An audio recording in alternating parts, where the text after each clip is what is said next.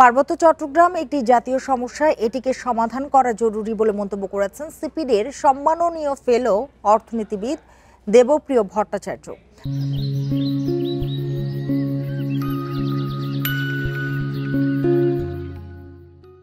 সকালে Rangamati centre for policy ডায়ালগের প্রাক নির্বাচনী আঞ্চলিক পরামর্শ সভা শেষে গণমাধ্যমকে কথা বলেন তিনি। এ সময় দেবপ্রিয় ভট্টাচার্য বলেন, আগামী সংসদ নির্বাচনে রাজনৈতিক দলগুলোকে তাদের নির্বাচনী ইশতেহারে পার্বত্য চট্টগ্রামের সমস্যা সমাধানের পথরেখাকে উপস্থাপন করতে হবে। সভায় বক্তারা আরও বলেন, পার্বত্য চট্টগ্রামের সমস্যা সমাধানের জন্য পার্বত্য চুক্তি বাস্তবায়নের দিকে এগিয়ে যেতে হবে।